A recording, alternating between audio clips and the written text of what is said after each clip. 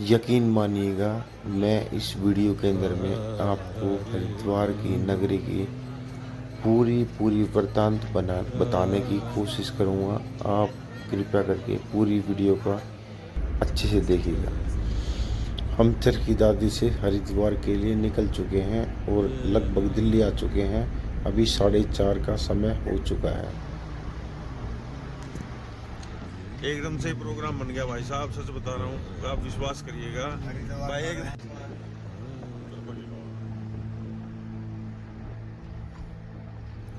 और यकीन मानिएगा, हमारे रास्ते में कई ऐसे मोड़ पड़े हैं, जैसे ये आपको दिखा रहा है तिरंगा झंडा, और यहाँ आसपास में आपको अक्षरधाम मंदिर भी दिखाई देगा। और काफ़ी ऐसे मोड़ दिखाई देंगे कि आपको देखने के बाद आपका मन ऐसा करेगा कि काश ये माहौल, काश ये दृश्य हम दिन के अंदर में दिखाई दे देता। लेकिन यकीन मानिएगा, ये पूरा दृश्य ऐसा था कि मन को मोहने वाला दृश्य था। सबसे बड़ी बात ये कि भोले ने जो हमें आदेश दिया, भोले ने जो हमें बुलाया, ये सबसे बड़ी हमारे लिए खुशखबरी थी। और भोले ने हमें बुलाया और हम इस काबिल हुए कि भोले अपने जो शिव भगवान है उसके बोलने के बाद हम यहाँ चरखी दादी से निकल चुके हैं। और वहाँ निकलने के बाद में, चरखी दादी से हरिद्वार से निकलने के बाद में, आगे का दृश्य जो भी रहेगा, मैं आप लोगों को कोशिश करूँगा कि आगे का दृश्य मैं आप लोगों से पूरी अच्छे से दिखाने की कोशिश करूँगा। लेकिन बीच में जो भी मोड़ पड़े हैं, जैसे जो भी दृश्य पड़े हैं, मैं आप लोगों को अच्छी तरह से दिखाने की कोशिश करूँगा। ये हमारा जो भी हमारा चरखी दादी से हरिद्वार का जो भी हमारा रास्ता पड़ा, काबिल तारीफ था।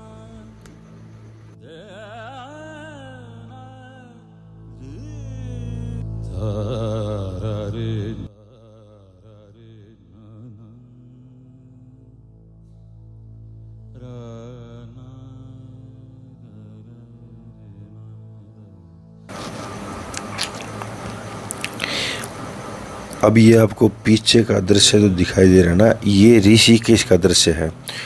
और ऋषिकेश जो गंगा की जो चौड़ाई है ना, वहाँ से बहुत बड़ी है।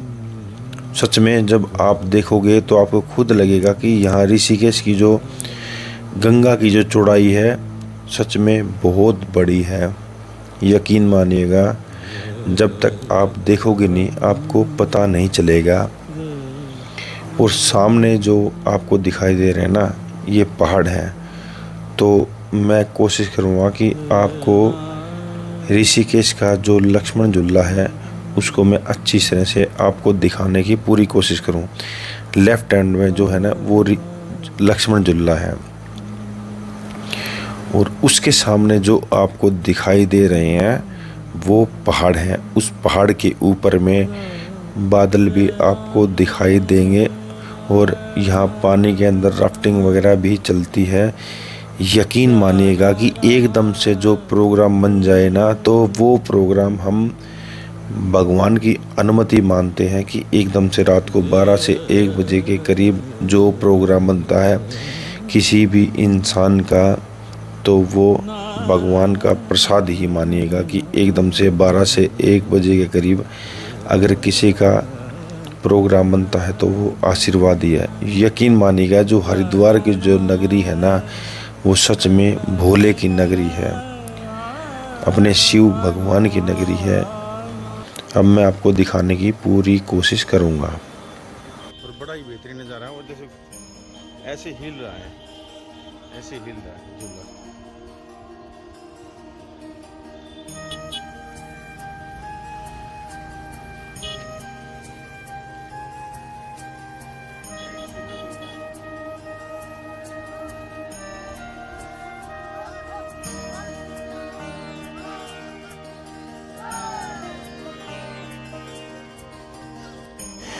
यकीन मानिएगा, बोलने वाले आपको बहुत सारे मिल जाएंगे, लेकिन यकीन मानिएगा, जब आप हरिद्वार में आओगे तो आपको खुद पता चल जाएगा कि हरिद्वार में क्या है।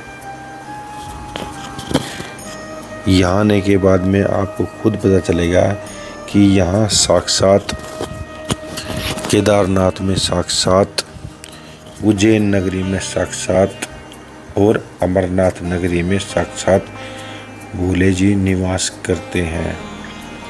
यहाँ आपको पत्ते पत्ते में, क्षण क्षण में, पानी की एक एक बूंद में आपको खुद एहसास हो जाएगा कि यहाँ अपने भोलेनाथ निवास करते हैं। सच में हमने अक्सर किताबों में, हमने अक्सर वीडियो में ये बात बहुत देखी है, बहुत सुनी है, लेकिन यकीन मानिएगा जब आप खुद एहसास करोगे यहाँ आने के बाद में, तो खुद आपको ये लगेगा कि हाँ, अनिल शर्मा ने जो बात आपको बोली थी ये सच में सही है।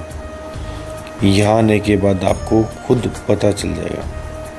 यकीन मानिएगा आज के टाइम पे जो सबसे बड़ी बीमारी चली हुई है वो मानसिक बीमारी है। लोग सब कुछ भूल जाते हैं कि कल हमने क्या किया था, कल हमने क्या खाया था। उसका सबसे बड़ा जो प्रकोप चला हुआ है वो हमारे माइंड के ऊपर चला हुआ है कि हम सब कुछ भूल जाते हैं, क्योंकि हमारा जो माइंड है, हमारा जो दिमाग है, हमारा पहले से ही भरा हुआ है नेगेटिव बातों से। और जब तक वो नेगेटिव बातें हमारी माइंड से ख़त्म नहीं होंगी, पॉजिटिव माइंड की जो बातें हैं, पॉजिटिव थिंकिंग जो बातें हैं, वो हमारे माइंड में नहीं आएंगी।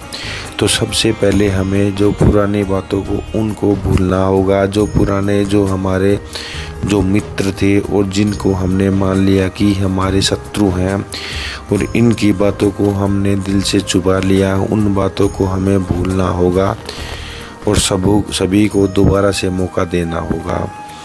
और सभी को एक बार फिर से मौका देने के बाद हमें सभी दोस्तों को, सभी सगे संबंधियों को फिर से एक बार फिर बोलना पड़ेगा कि अब से जो हो गया था, हम उनके लिए आपको क्षमा करते हैं।